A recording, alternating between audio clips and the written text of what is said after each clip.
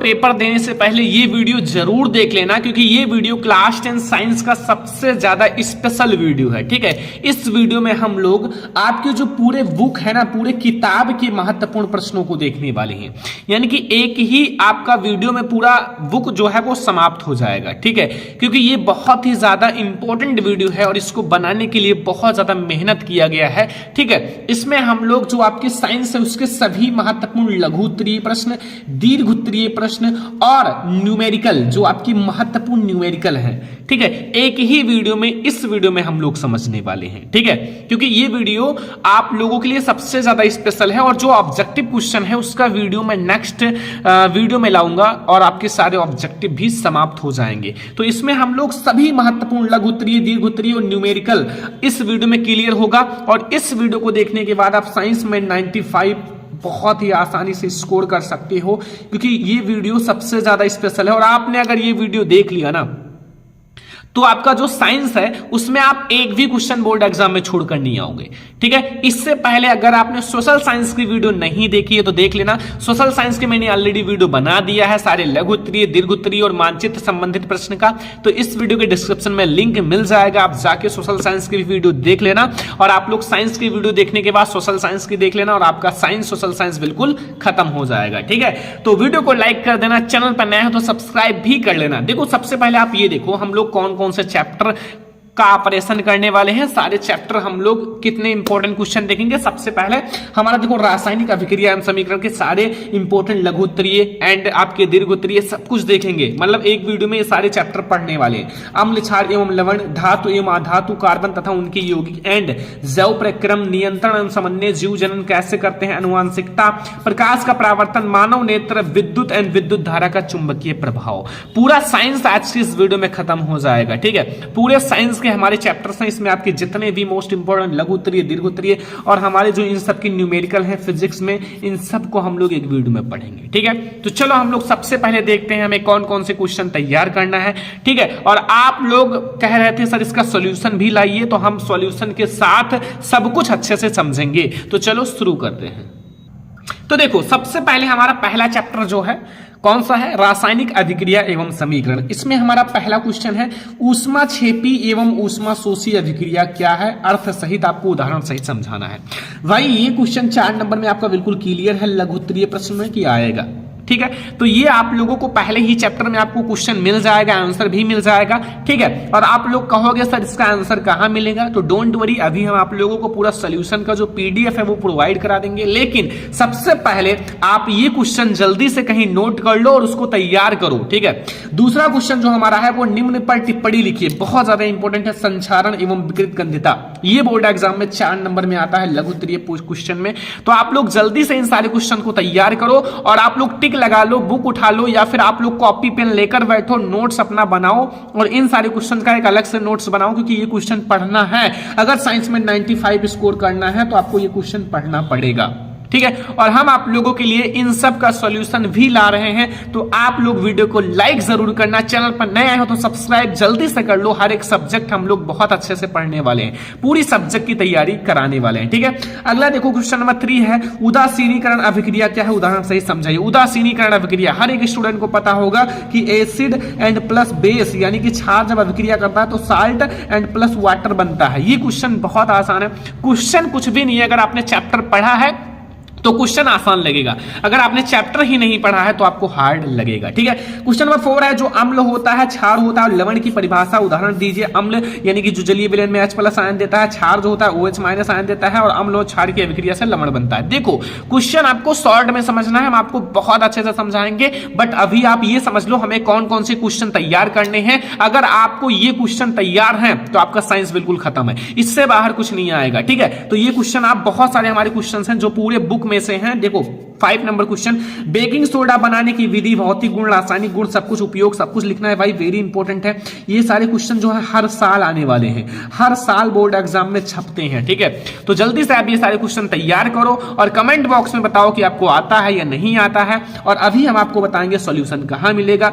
व्यंजक चूर्ण बनाने की विधि, भौतिक गुण तथा रासायनिक गुण, ये आपको लिखना है, वेरी इंपॉर्टेंट क्वेश्चन है माय डियर स्टूडेंट, कि जो हमारा व्यंजक चूर्ण है, व्यंजक चूर्ण बनाने की विधि, भौतिक गुण, रासायनिक गुण, ये भी बहुत ही ज्यादा इंपॉर्टेंट क्वेश्चन है, तो इसको भी आप तैयार कर लो। अम्ल क्षार एवं लवण चैप्टर से सबको पता है, बताने की कोई जरूरत है नहीं। क्वेश्चन नंबर 7 है पीएच मान की परिभाषा, हाइड्रोजन आयन में और सांद्रता में संबंध। वेरी इंपॉर्टेंट क्वेश्चन है ये भी, तो आप लोग इसको भी तैयार कर लेना। एंड हमारा धातु एवं अधातु चैप्टर से धातु एवं अधातु की परिभाषा तथा उनके गुण लिखना है। वेरी इंपॉर्टेंट है, धातु एवं अधातु की परिभाषा लिखना तथा उनके गुण भी लिखने हैं। तो आप लोग ये सारे क्वेश्चन तैयार करो, ठीक है, और हम इन सारे का सोल्यूशन भी समझेंगे। तो सबसे पहले आप क्वेश्चन को नोट कर लो, हमें कौन कौन से क्वेश्चन तैयार करना है अगर आपको बोर्ड एग्जाम में टॉपर बनना है। साइंस में आप टॉपर बन जाओगे अगर ये तैयार कर लोगे। बहुत ज्यादा इंपॉर्टेंट वीडियो है, बहुत ज्यादा रिसर्च के बाद ये हम आप लोगों को क्वेश्चन बता रहे हैं। 9 नंबर क्वेश्चन है भर्जन तथा निस्तापन में अंतर स्पष्ट कीजिए। ठीक है, जो भर्जन होता है, निस्तापन होता है, इन दोनों के बीच में डिफरेंस क्या होता है, अंतर क्या होता है, ये आपको लिखना है। क्वेश्चन नंबर 10 अयस्क तथा खनिज की परिभाषा तथा उदाहरण बहुत ज्यादा इंपॉर्टेंट है। अयस्क तथा, देखो सारी इंपॉर्टेंट है, हमें ये बताने की जरूरत नहीं है कि इंपॉर्टेंट है, ठीक है, वो सारी इंपॉर्टेंट है जो मैं बता रहा हूं। तो अयस्क तथा खनिज हमारे परिभाषा भी लिखना है और उसका उदाहरण भी लिखना है, ठीक है। विद्युत रासायनिक श्रेणी बहुत ज्यादा इंपॉर्टेंट है my dear student, long question का हर साल वाला प्रश्न है, ठीक है, कि विद्युत रासायनिक श्रेणी क्या है, उनके अनुप्रयोग भी बताने हैं, ठीक है। विद्युत रासायनिक श्रेणी हमारा क्या होता है, उनके अनुप्रयोग भी बताओ, बहुत ज्यादा इंपॉर्टेंट है। अगर आपने तैयार कर लिया तो 6 नंबर 7 नंबर आपका क्लियर है। अगला देखो, ये भी बहुत ज्यादा इंपॉर्टेंट है, मिश्र धातु क्या है एंड कॉपर के 2 प्रमुख मिश्र धातुओं के नाम, संगठन, उपयोग लिखिए, ठीक है। जो मिश्र धातु होते हैं वो क्या होते हैं और कॉपर के 2 प्रमुख मिश्र धातु में क्या क्या मिला होता है, उनका आपको संगठन भी बताने हैं, ठीक है। तो ये भी बहुत ज्यादा इंपॉर्टेंट क्वेश्चन है। क्वेश्चन नंबर 12, क्वेश्चन नंबर 13 है एल्केन, एल्कीन, एल्काइन की परिभाषा तथा उदाहरण लिखिए। भाई ये आपको आईपीएससी नेम में भी मिलेगा और अलग से भी मिलेगा। एल्केन, एल्कीन, एल्काइन, कार्बन तथा उनके यौगिक चैप्टर का बहुत ज्यादा इंपॉर्टेंट क्वेश्चन है। तो अगर आप लोग ये क्वेश्चन तैयार कर लेते हो ना, तो साइंस में आपको पीछे कोई कर ही नहीं सकता, क्योंकि ये साइंस के वो क्वेश्चंस हैं जो हर साल बोर्ड एग्जाम में छपते हैं। आप जाओ 10 साल के पेपर उठा के देख लो और आप हर एक क्वेश्चन कर दोगे अगर ये क्वेश्चन जो मैं बता रहा हूं तैयार कर लिया, एक क्वेश्चन नहीं छोड़ कर आओगे, क्योंकि टॉपर्स जो होते हैं ऐसे ही पढ़ाई करते हैं। मैंने ऐसे बहुत सारे स्टूडेंट को पढ़ा रखा है, ठीक है, जो पेपर दे चुके हैं। भाई साइंस में ये सारे क्वेश्चन तैयार करके 99, 98, 96% लाए हैं, तो आप भी कर सकते हो। बस आपके अंदर एक जुनून होना चाहिए, एक ताकत होनी चाहिए पढ़ाई करने के लिए, बस, ठीक है। तो वो अब आपको लाना पड़ेगा। अगर आप सो रहे हो तो जाग जाओ भाई, 2 महीना है, 2 महीना पढ़ाई कर लो, वरना टाइम निकल जाएगा, समय निकल जाएगा और आपकी वैल्यू खत्म हो जाएगी जो वैल्यू बनी है, ठीक है। तो आप टॉपर बनो या ना बनो, बट 85 से ऊपर आपको लाना है, 90% तो लाना ही है। अगर आप टॉपर की तरह तैयारी करते हो तो टॉपर बन जाओगे, कुछ नहीं है, बहुत आसान है ये सारे क्वेश्चन, इसीलिए मैं आपको बता रहा हूं, ठीक है। देखो प्रतिस्थापन अभिक्रिया पर संक्षिप्त टिप्पणी लिखिए, बहुत ज्यादा इंपॉर्टेंट है भाई, आपने टिप्पणी लिखने वाला देखा होगा, हर साल आता है प्रतिस्थापन अभिक्रिया पर, ठीक है। अगला 15 नंबर क्वेश्चन है साबुनीकरण पर संक्षिप्त टिप्पणी लिखिए, ये भी बहुत ज्यादा इंपॉर्टेंट है। मैंने कुछ टिप्पणियां एक साथ लिया हुआ है, साबुनीकरण पर टिप्पणी, प्रतिस्थापन अभिक्रिया पर टिप्पणी एंड हमारा एस्टरीकरण पर भी टिप्पणी बहुत ज्यादा आता है। तो ये 3 टिप्पणियां आप लोगों को तैयार कर लेना, पहला प्रतिस्थापन अभिक्रिया पर, दूसरा साबुनीकरण अभिक्रिया एंड तीसरा हमारा एस्टरीकरण अभिक्रिया। इन तीनों पर आपको टिप्पणी तैयार कर लेना है। आपका जो इस टाइप के क्वेश्चन है वो क्लियर हो जाएंगे। ये 6-6 मार्क्स में, 7-7 नंबर में, 4-4 नंबर में आते हैं, ठीक है। हमने देखा एस्टरीकरण जो है 7 नंबर में भी बोर्ड एग्जाम में आया हुआ है, लॉन्ग क्वेश्चन, बस आप तैयार करो, देखो बोर्ड एग्जाम में छाप कराओगे। 17 नंबर क्वेश्चन, एथिल अल्कोहल से एथिलीन कैसे बनते, एक रिएक्शन है भाई, रिएक्शन छोटा सा बहुत ज्यादा इंपॉर्टेंट है। एथिल अल्कोहल से एथिलीन कैसे बनाया जाता है, एथिल अल्कोहल से एथिलीन, ठीक है। तो 17 नंबर क्वेश्चन तक समझ में आ गया। 18 नंबर क्वेश्चन देखो माय डियर स्टूडेंट, ये हमारा बायोलॉजी से अब स्टार्ट हो गया। अभी तक हम लोग केमिस्ट्री से देख रहे थे, अब बायोलॉजी से आ जाओ। बायोलॉजी भाई इंटरेस्टिंग सब्जेक्ट बायोलॉजी। देखो 18 नंबर क्वेश्चन, भोजन के पाचन में लार की क्या भूमिका है। जो भोजन का पाचन होता है उसमें जो लार होता है उसकी क्या भूमिका है, ठीक है। आप लोगों ने पढ़ा होगा जब आप लोगों को एक चैप्टर लाइफ प्रोसेस यानी कि जैव प्रक्रम चैप्टर पढ़ा जा रहा था, तो उसमें पाचन तंत्र, श्वसन तंत्र, उत्सर्जन तंत्र, भोजन का पाचन, जाइलम, फ्लोएम, बहुत सारे ऐसे टॉपिक्स पढ़ाए गए होंगे जो बहुत ज्यादा इंपॉर्टेंट है। देखो अगर आपको ये चैप्टर नहीं समझ में आया जैव प्रकरण, तो आप लोग बताओगे, कहोगे, तो इनका मैं एक वन शॉर्ट वीडियो आप लोगों को प्रोवाइड करा दूंगा, क्योंकि बहुत ज्यादा इंपॉर्टेंट चैप्टर है। वन शॉर्ट आप लोगों को मिल जाएगा, आपका पूरा चैप्टर खत्म हो जाएगा और वो टॉपिक मिल जाएंगे जो बहुत ज्यादा इंपॉर्टेंट है। बस आप लोग अगर कमेंट करोगे तो प्रोवाइड करा देंगे, ठीक है। बस थोड़ा सा हमें मेहनत करना पड़ेगा आप लोगों के लिए, बस, ठीक है। अगला देखो 19 नंबर क्वेश्चन है, वायवीय तथा अवायवीय श्वसन में अंतर। जो वायवीय श्वसन होता है और अवायवीय श्वसन में क्या डिफरेंस होता है? देखो वायवीय जिसमें वायु होता है, वायु का मतलब ऑक्सीजन, अवायवीय जिसमें वायु नहीं होता है उसका मतलब ऑक्सीजन नहीं होता। तो इसको हम ऑक्सी और अनाक्सी भी कह सकते हैं। ध्यान देना, एक का 2-3 नाम होता है किसी किसी का, वैसे तो सारे एक ही हैं। ठीक है, अभी हमारा 19 नंबर क्वेश्चन तक आपको समझ में आ गया। 20 नंबर क्वेश्चन देखो, धमनी तथा सिरा में क्या अंतर है? धमनी तथा सिरा में अंतर आपको तैयार, देखो अंतर आपको वायवीय श्वसन अवायवीय में तैयार करना है, धमनी तथा सिरा में तैयार करना है। 21 नंबर क्वेश्चन, रुधिर तथा लसिका में भी अंतर तैयार कर लेना है। तो ये 3 आपका डिफरेंस है, यानी कि अंतर है, आपको तैयार कर लेना है, एक दूसरे से रिलेटेड है। देखो अंतर आपका 4 नंबर में आता है और आपका इन तीनों में से कोई एक आएगा, 4 नंबर आपका फिक्स हो जाएगा। ठीक है, तो हम आप लोगों को पूरा साइंस बता दे रहे हैं, क्या पढ़ना है, कैसे तैयारी करना है, क्या करना है, सब कुछ हम आप लोगों को इस वीडियो में बता दे रहे हैं। ठीक है, और इसका सोल्यूशन मैं आप लोगों को सब कुछ प्रोवाइड कराऊंगा, बस आप लोग टेंशन मत लो। सबसे पहले समझो क्वेश्चन की हमें कौन कौन से क्वेश्चन तैयार करने हैं। अगर आप ये क्वेश्चन तैयार कर लिए तो फिर आप लोग साइंस का बहुत अच्छा स्कोर करके आओगे 95। ठीक है, बस आप ये क्वेश्चन पर फोकस करो। अगर आप बुक ले रहे हो, गाइड उठाओ, गाइड में नहीं है बुक उठाओ और इन सबको एक नोट्स बनाओ, छोटा छोटा क्वेश्चन करके नोट्स बना लो, तैयार कर लो बस। देखो 22 नंबर क्वेश्चन है, पोषण क्या है? वो पोषण तथा पोषण के प्रकार, स्वपोषी, विषमपोषी, ये सब पता है ना। तो ये पोषण के प्रकार, इसका आप लोगों को बहुत ज्यादा इंपॉर्टेंट है, 7 नंबर में भी आता है, 4 नंबर में भी आता है। ठीक है, अगला पाचन तंत्र का सचित्र वर्णन, वेरी इंपॉर्टेंट क्वेश्चन है और हम आप लोगों को अगले वीडियो में इसको प्रोवाइड कराने वाले हैं। ठीक है, तो पाचन तंत्र का सचित्र वर्णन, आपको चित्र सहित पाचन तंत्र का वर्णन करना है। भाई ये क्वेश्चन आपके बोर्ड एग्जाम में आएगा, जब मैंने पेपर दिया था तो भी ये 7 नंबर में आया था, आई नो, मुझे याद है। ठीक है, तो ये इंपॉर्टेंट है, हर साल आता है तो इसलिए तैयार कर लेना। और हृदय की संरचना भी बहुत ज्यादा इंपॉर्टेंट है भाई, इसमें कुछ ऐसे हैं हृदय की संरचना, पाचन तंत्र, और सबसे ज्यादा जो इंपॉर्टेंट है वो है उत्सर्जन तंत्र, यानी कि हमारा उत्सर्जन तंत्र बहुत ज्यादा इंपॉर्टेंट, ये बहुत बार आया हुआ है। आप कोई भी गाइड, कोई भी बुक, कोई भी पेपर उठा के देख लो, ये सबसे ज्यादा बार आया हुआ है। ठीक है, तो आप पाचन तंत्र, हृदय की संरचना, श्वसन तंत्र ये तैयार कर लेना। ये सारे हमारे जैव प्रक्रम चैप्टर से ही हैं। बायोलॉजी का पहला चैप्टर जो मोस्ट इंपॉर्टेंट है, वीवीआई चैप्टर है भाई, वीवीआई यानी कि वेरी इंपॉर्टेंट चैप्टर है। तो अगर आप उसको तैयार कर लेते हो ये चैप्टर, तो इतने क्वेश्चन तैयार हो जाएंगे। देख लो 18 से लेकर 25 तक क्वेश्चन तैयार हो जाएगा, और भी क्वेश्चन तैयार हो जाएंगे, जाइलम, फ्लोएम, इन सब छोटे छोटे क्वेश्चन अगर आप इस चैप्टर पे थोड़ा सा फोकस करोगे तो तैयार हो जाएगा। बायोलॉजी का जो मेन चैप्टर है वो यही है, और 1-2 क्वेश्चन और भारत है, तैयार कर लो, खत्म बायोलॉजी। ठीक है, अब देखो अगला है नियंत्रण एवं समन्वय से प्रतिवर्ती क्रिया किसे कहते हैं? प्रतिवर्ती क्रियाओं के कुछ उदाहरण भी लिखना है। जो प्रतिवर्ती क्रिया है वो क्या होता है और प्रतिवर्ती क्रिया के कुछ उदाहरण भी आपको देने हैं। ठीक है, तो ये भी आप कंप्लीट कर लोगे, कोई दिक्कत नहीं है, बहुत ज्यादा इंपॉर्टेंट क्वेश्चन करा रहे हैं। ठीक है, अगला आपका 27 नंबर क्वेश्चन, देखो 27 नंबर क्वेश्चन से आप लोग फोकस करो, बहुत ज्यादा इंपॉर्टेंट है 27 नंबर क्वेश्चन। अंतःस्रावी ग्रंथियों से आप क्या समझते हो? जो अंतःस्रावी ग्रंथि हैं उनसे आप क्या समझते हो? ठीक है, अंतःस्रावी ग्रंथियां जो है उनका वर्णन करो थोड़ा सा, ताकि एग्जामिनर को समझ में आए और आपको नंबर आए। ठीक है, अंतःस्रावी ग्रंथियां आप थोड़ा सा देख लेना, बुक में आप नियंत्रण एवं समन्वय चैप्टर में मिल जाएगा। भाई मैंने एक प्रतिवर्ती क्रिया, सेम है ना, प्रतिवर्ती क्रिया, ये भी प्रतिवर्ती क्रिया है ना, प्रतिवर्ती क्रिया का चित्र की सहायता से समझाइए। इसमें आपको प्रतिवर्ती क्रिया का कोई फिगर नहीं बनाना था, इसमें आपको चित्र के साथ समझाना है। तो थोड़ा सा एक ही टाइप का क्वेश्चन है, तो डोंट वरी, ये क्वेश्चन एक ही आप तैयार कर लोगे, दोनों तैयार हो जाएगा। बस फिगर साथ में तैयार कर लेना, आपका ये क्वेश्चन बिल्कुल कंप्लीट हो जाएगा। एक क्वेश्चन इसका सबसे ज्यादा इंपॉर्टेंट है, मानव मस्तिष्क। मानव मस्तिष्क का सचित्र वर्णन। देखो मानव मस्तिष्क बहुत ज्यादा इंपॉर्टेंट क्वेश्चन है इस चैप्टर का। मानव मस्तिष्क का आपको चित्र भी बनाना है, सचित्र वर्णन भी करने हैं। ठीक है, तो मानव मस्तिष्क इंपॉर्टेंट है, आप लोग ट्राई करना कि इसको जल्दी से तैयार कर लो। इनके जो 3 भाग हैं वो भी तैयार कर लो। मानव मस्तिष्क जब तैयार करोगे तो उसमें 3 भाग आपको मिल जाएगा।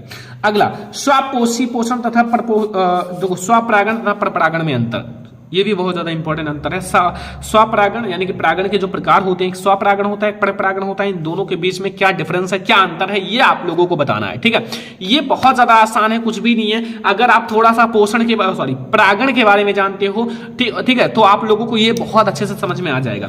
अगला 31 नंबर क्वेश्चन, गर्भ निरोध की विधियां, विभिन्न विधियां कौन सी? गर्भ निरोध यानी कि गर्भ को रोकने के लिए कौन कौन सी विधियां हम अपना सकते हैं, तो ये चैप्टर आप पढ़ोगे तो समझ जाओगे। ठीक है, थोड़ा सा इंटरेस्टिंग चैप्टर है, जनन आपको मिल जाएगा।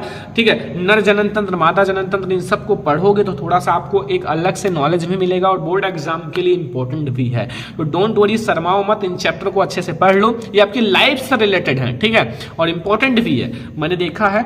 एंड देखो 32 नंबर क्वेश्चन है, पुष्प का आपको निम्नांकित चित्र बनाइए और भागों का वर्णन करो। पुष्प के जो 4 भाग होते हैं, दल, वायदल, एंड पुमंग, जयांग, इन सब का वर्णन कर दो। बहुत आसान है, कुछ भी नहीं है, बस पुष्प के बारे में समझ लो, ये सब आसान लगने लगेगा। ठीक है, मैंने पढ़ा रखा है, कितनी बार पढ़ा है, जब मैंने इसको हर बार पढ़ाया है। अगर मैं आप लोगों को देखो इसका सोल्यूशन जो है वो ऐसा, देखो अभी जितने क्वेश्चन है उसको मैं डिवाइड करूंगा पार्ट्स में। ठीक है, 2 3 4 पार्ट्स में आपकी मान लो जितने भी क्वेश्चन है उनको मैं 10 करके 12 12 15 15 करके पार्ट्स में डिवाइड करेंगे, फिर हम बताएंगे, उसको लिखेंगे अच्छे से, फिर हम आपको आफ्टर सम टाइम आपको वीडियोज प्रोवाइड करा देंगे और उसका एक अलग से PDF भी प्रोवाइड करा देंगे इस पूरे का सोल्यूशन का।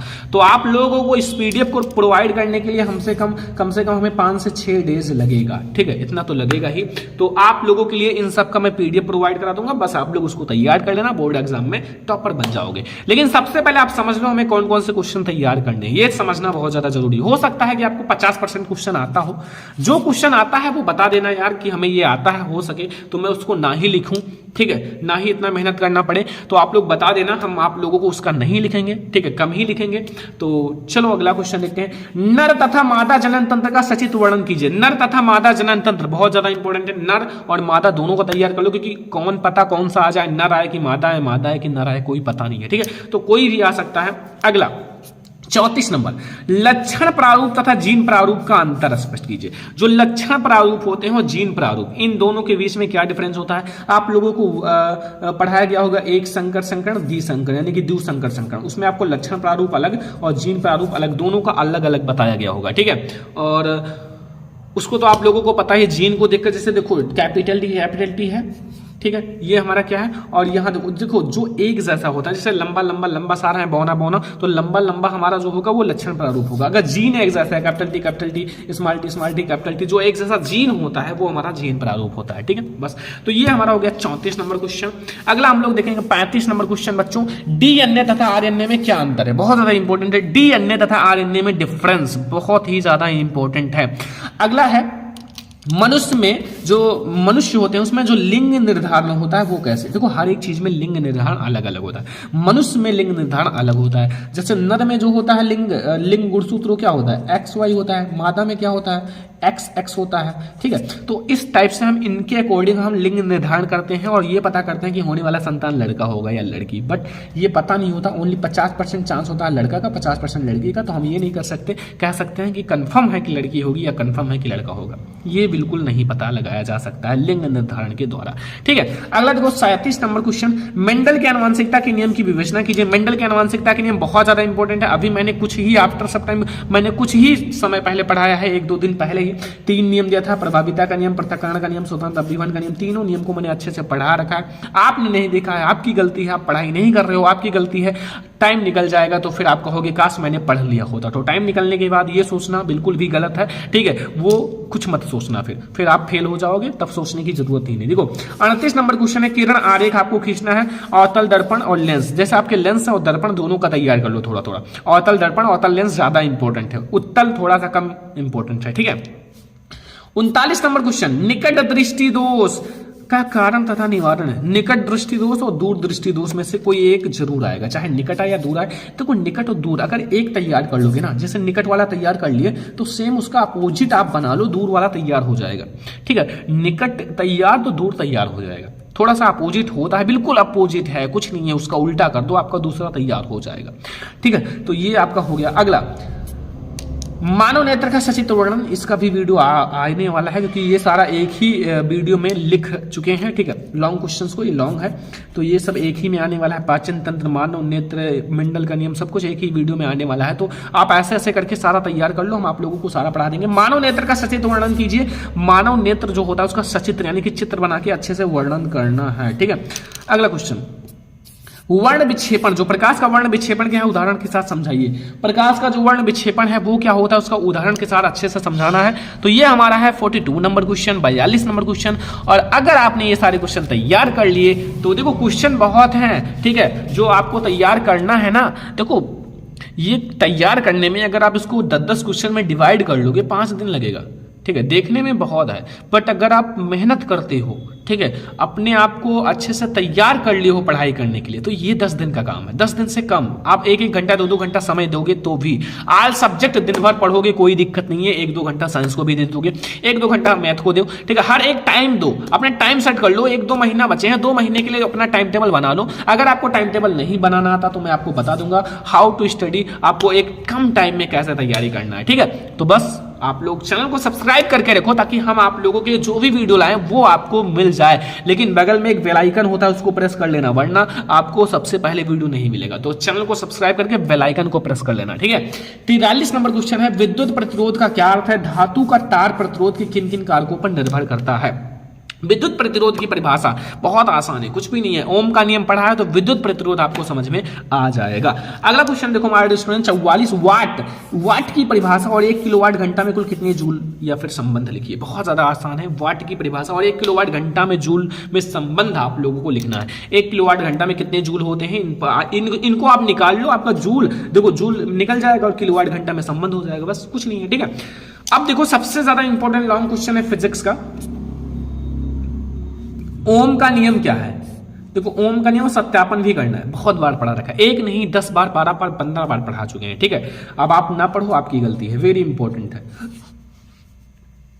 सत्यापन भी करा रखा है, अलग से भी वीडियो ओम का नियम का बना रखा है, ठीक है। आप सर्च करो ओम का नियम बाई सरवण लेक्चरर, आपको हमारी वीडियो सबसे ऊपर मिल जाएगी। अभी जस्ट 1 या 2 हफ्ते डाले हुआ है, ठीक है। अगला देखो हमारे स्टूडेंट 46 नंबर क्वेश्चन कि श्रेणी क्रम संयोजन को किस प्रकार जोड़ा जाता है, सूत्र सही लिखे। श्रेणी क्रम का मतलब आर जो होता है बराबर होता है R1 + R2 + R3, ये होता है श्रेणी क्रम, ठीक है। और समांतर क्रम संयोजन भी बहुत ज्यादा इंपॉर्टेंट है, दोनों तैयार करना पड़ेगा। समांतर क्रम संयोजन के सूत्र तथा सत्यापन, तो 1/R जो होता है वो बराबर होता है 1/R1 + 1/R2 और प्लस 1/R3, ये होता है हमारे स्टूडेंट समांतर क्रम संयोजन। श्रेणी क्रम और समांतर क्रम ये दोनों आपको तैयार करना पड़ेगा, ठीक है। अगला चुंबकीय बल रेखाओं से क्या तात्पर्य है? चुंबकीय बल रेखाओं के गुण भी लिखने हैं, चुंबकीय बल रेखाएं, ठीक है। तो 48 नंबर क्वेश्चन हो गया। 49 नंबर क्वेश्चन आ जाओ हमारे स्टूडेंट, चुंबकीय क्षेत्र में स्थित धारावाही चालक पर लगने वाले बल की गणना कीजिए। और एक बहुत ज्यादा इंपॉर्टेंट नियम है भैया, फ्लेमिंग के हाथों का नियम। फ्लेमिंग के 2 हाथ थे, दोनों हाथ का नियम दे दिया था, ठीक है। तो बहुत अच्छा किए थे। देखो फ्लेमिंग के दाएं तथा बाएं हाथ का नियम, ठीक है। इसका आपको बस जस्ट कल आपको इसकी वीडियो आएगी, ठीक है। मैंने बताया ना कि आपका 10-12 क्वेश्चन एक में ही आने वाला है, तो वो आप लोगों के लिए इन सब का आंसर समझो, ठीक है। इन सब का आंसर आप मिलाते रहना और जो मैं आंसर बताऊं उसको आप नोट कर लेना, और ये क्वेश्चन आप नोट कर लेना, और जो आंसर मैं बताऊं उसको ऐसे कट लगा देना कि ये हमारा हो गया, या फिर सही का निशान लगा देना, ये सर ने पढ़ा दिया है। फिर ऐसे ही करके मैं आपको सारा पढ़ा दूंगा। अब ये हो गया हमारे 50 हर एक चैप्टर के लघुत्तरीय दीर्घोत्तरीय, ठीक है। अब आप लोगों के लिए एक और चीज है, वो है न्यूमेरिकल। देखो बस ये न्यूमेरिकल तैयार कर लो, आपका न्यूमेरिकल में कोई भी टेंशन नहीं लेना है, इससे बाहर न्यूमेरिकल आ ही नहीं सकता, ठीक है। अगर आएगा तो केवल काउंटिंग चेंज रहेगी, गिनती चेंज हो सकता है, 5 की जगह 7 कर दे, बस इतना कर सकते हैं, और तो कुछ कर नहीं सकते। तो न्यूमेरिकल हम 51 नंबर से समझेंगे। 5 सेंटीमीटर लंबाई का कोई बिंब है, 30 सेंटीमीटर वक्रता त्रिज्या के किसी उत्तल दर्पण के सामने 20 सेंटीमीटर दूरी पर रखा जाता है। प्रतिबिंब की स्थिति, प्राकृत तथा साइज ज्ञात कीजिए। वैसे मैंने पढ़ा रखा है अलग अलग न्यूमेरिकल, देखो मैं आपको न्यूमेरिकल बहुत सारे पढ़ा रखे हैं, ठीक है। अब आप देखना, वैसे मैंने प्लेलिस्ट बना दूंगा, ठीक है। 52 नंबर क्वेश्चन है, 40 सेंटीमीटर फोकस दूरी वाले अवतल दर्पण की वक्रता त्रिज्या ज्ञात कीजिए। ये तो बहुत आसान है, ठीक है, 4 नंबर में आ सकता है। अगला 53 नंबर क्वेश्चन 53, एक उत्तल लेंस की फोकस दूरी 50 सेंटीमीटर है, किसी वस्तु को 2 गुना वास्तविक प्रतिबिंब प्राप्त करने के लिए उसे लेंस की कितनी दूरी पर रखा जाना चाहिए। अगला देखो 54 नंबर क्वेश्चन, वायु के सापेक्ष किसी दरों का क्रांति कोण 45 डिग्री है तो उस दरों का बहुत आसान है, मैंने बहुत बार बता रखा है भाई, 4 नंबर में आ सकता है। अगला 55 नंबर क्वेश्चन, ये भी मैंने अभी जस्ट ही कराया है जल्दी ही।